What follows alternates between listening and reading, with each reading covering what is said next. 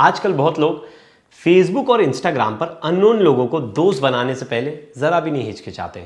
बिंदास किसी को भी वो नहीं जानते तो उसे अपना दोस्त बना लेते, उससे बातचीत करनी शुरू कर देते। ऐसी ही थी 28 साल की प्रीति। उन्हें भी 2 दिन पहले एक ऐसा दोस्त फेसबुक पर मिलता है जिनको वो जानती भी नहीं, दूर दूर तक कोई लेना देना नहीं, लेकिन एक अननोन आईडी से उनकी दोस्ती हो जाती है और वो उससे बातचीत करना शुरू कर देती है। 2 दिन की ही दोस्ती में वो उससे मिलने के लिए रेडी हो जाती है। मिलती ही नहीं, मिलने के बाद उसके साथ शारीरिक संबंध भी बनाती है। लेकिन यहाँ तक तो पूरा सब कुछ सही था। इसके बाद जो होता है वो बड़ा हैरान करने वाला था।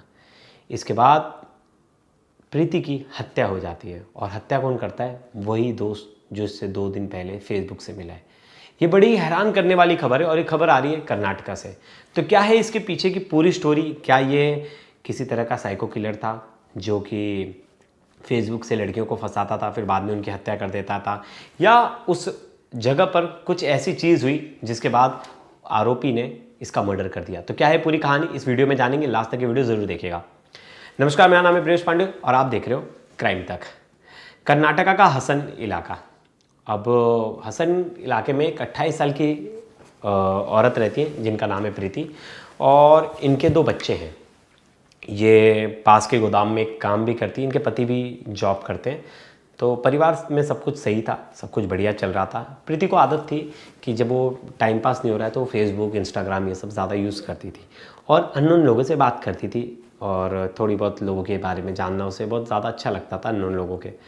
तो इसी बीच कुछ दिन पहले, यानी 4 दिन पहले, उसे एक लड़के का रिक्वेस्ट आता है जिसका नाम है पुनीत, और वो उस रिक्वेस्ट को एक्सेप्ट कर लेती। और धीरे धीरे पहले तो एक दूसरे के पोस्ट को लाइक किया जाता है, वो भी उसके पोस्ट को लाइक करती है, दोनों एक दूसरे के पोस्ट को लाइक करते हैं और हाय हेलो शुरू हो जाती है।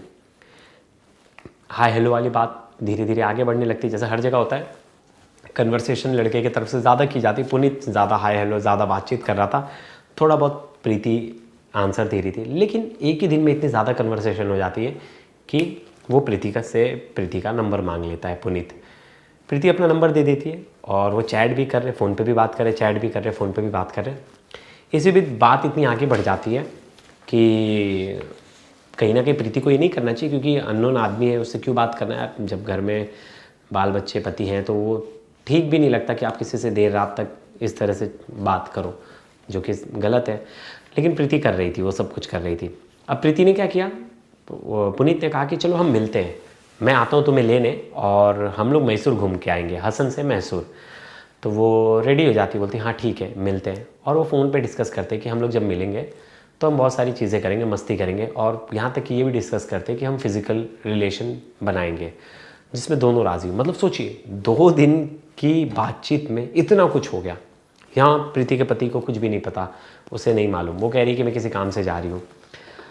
चलिए, पति को तो कुछ नहीं मालूम, तो इसलिए उसने शक भी नहीं किया। उसने बोला ठीक है जाके आओ। फिर हसन आता है, पुनीत, और प्रीति को लेकर जाता है, और उसके पास स्विफ्ट डिज़ायर कार होती है, उस कार में दोनों जाते हैं। अब दोनों जाते हैं तो थोड़ा बहुत घूमते हैं, फिर और वहाँ के आसपास एरिया को एक्सप्लोर करते हैं, मैसूर के आसपास वाले एरिया को। फिर ये लोग एक होटल में जाते हैं, एक लॉज में, जिस लॉज का नाम था KSR लॉज।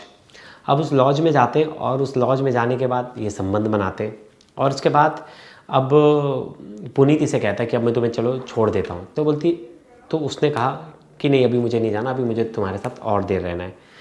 तो पुनीत उससे फिर कहता है कि नहीं नहीं लेट हो जाएगा। फिर पुनीत उसे थोड़ा बहुत घुमाता रहता है जंगल वाले एरिया में, यहाँ वहाँ। तो पुनीत को वो वापस से बोलती है नहीं नहीं मुझे जाने का मन नहीं है, और वो उसका मजाक उड़ाती है किसी चीज़ को लेकर, मतलब उसके पर्सनल किसी चीज़ पर कमेंट करती है, जो बात पुनीत को हज़म नहीं होती। पुनीत गुस्से में उसे 2 थप्पड़ मारता है, और 2 थप्पड़ मारता है, जिसके बाद वो उसे गुस्से में और बहुत सारी बुरे भली चीज़ें बोलती है। जिसके बाद वो वहाँ कुछ भी नहीं सोचता और पास में एक पत्थर रखा होता है, वो उसके सर पे दे मारता है। जगह पर ही उसकी मौत हो जाती है। अब पुनीत सोचता है यार मर गई ये तो, अब इसका क्या करूँ। तो उसको अपनी गाड़ी में डालता है और अपने पैतृक गांव लेके जाता है, वहाँ से 30-35 किलोमीटर दूर, और वहाँ जाके अपने खेत के पास इसे फेंक देता है, डेड बॉडी को। अब यहाँ से पुनीत भाग जाता है। अब एक दिन बाद जब ये घर लौट कर नहीं आती प्रीति, तो इनके पति को चिंता होती है। इनके पति फटाफट पुलिस को फ़ोन करते हैं, बोलते हैं कि मेरी बीवी गायब है, उसका कुछ अता पता नहीं चल रहा है। पुलिस उसको ढूंढना शुरू करती है, तो पुलिस उसके नंबर को कॉल करती है और लास्ट लोकेशन देखती है। तो पुलिस जब उसके नंबर पे फ़ोन करती है तो फ़ोन उठा लेता है। फ़ोन उठाता है पुनीत, और पुनीत कहता है कि हाँ, आपकी बीवी तो आई थी मेरे पास और मेरा कार को रेंट पे देने का काम है, तो मैंने रेंट पे कार दिया था। उसके बाद वो बस में से कहीं चली गई, तो उसने मोबाइल मेरी गाड़ी में छोड़ दिया था, इसलिए मोबाइल मेरे पास है। पुलिस पहले मान लेती है हाँ सही सच बोल रहा होगा, क्योंकि फ़ोन, कातिल कोई फ़ोन थोड़ी ना उठाएगा। पुलिस चली जाती है, लेकिन एक दूसरी टीम होती है पुलिस की, वो उसके सोशल मीडिया अकाउंट खंगाल रही थी, क्योंकि पुलिस को शक था कि 2 बच्चे की माँ है तो शायद भाग गई होगी किसी के साथ, तो चैट्स में पता चल जाएंगे। लेकिन चैट्स पुलिस देखी तो पुलिस हैरान रह गई कि जिस पुनीत को फ़ोन किया था, एक पुनीत नाम के लड़के को हमने फ़ोन भी किया, और दूसरा पुनीत उसके चैट में है और उससे हर तरह की बातचीत है, मतलब सब तरह की बातचीत जो कि एक कपल करते हैं। तो उस तरह की बातचीत थी। उसके बाद पुनीत के ऊपर पूरा शक हो गया पुलिस को। पुलिस उससे बहाने से बोली कि ठीक है, तुम आ जाना, तुम्हारा एक वो फ़ोन दे के चले जाना बस, और तुमसे कोई पूछताछ नहीं करनी। वो बोलता है ठीक है, आप आइए, फ़ोन ले लीजिए। पुनीत को पुलिस विश्वास दिला देती है कि हमें तुम्हारे बारे में कुछ भी नहीं पता, लेकिन पुलिस पहुंचती है उस जगह पे और पुनीत को अरेस्ट कर लेती है।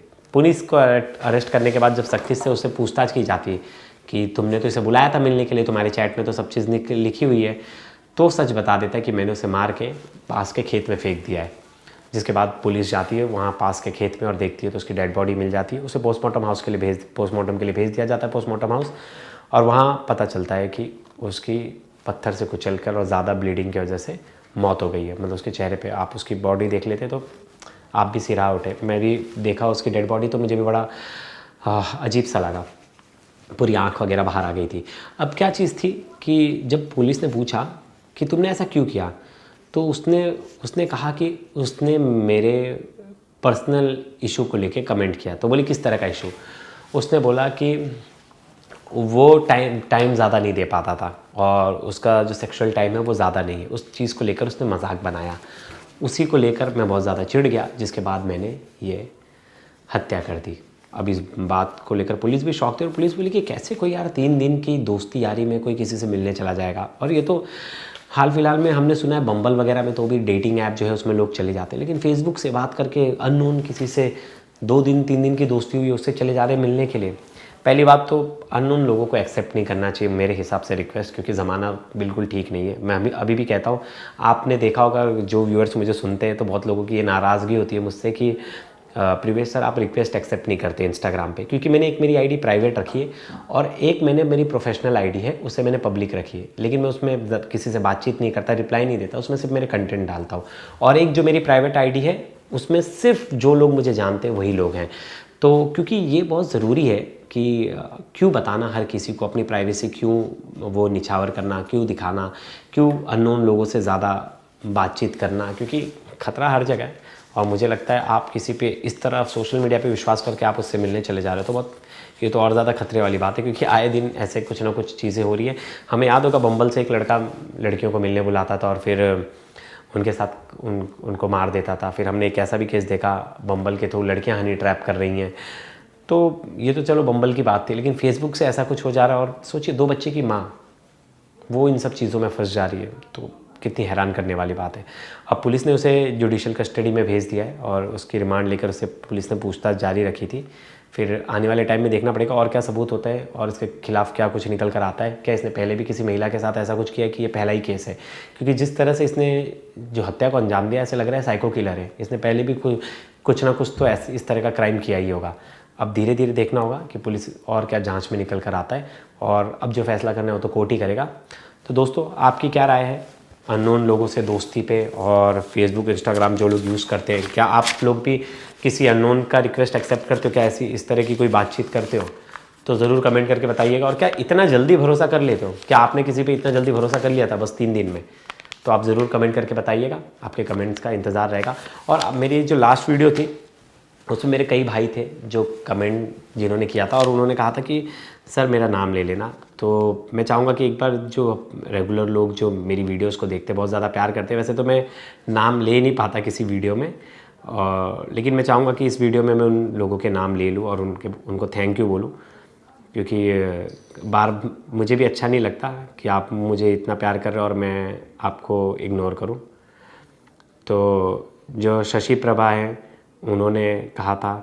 फिर एक लिख रहे कि भाई करिश्मा उस कॉलेज स्कूल में थी जहाँ मैं टीचिंग करता था, किंग शर्मा नाम है, सहदेव कॉलेज था मेरा।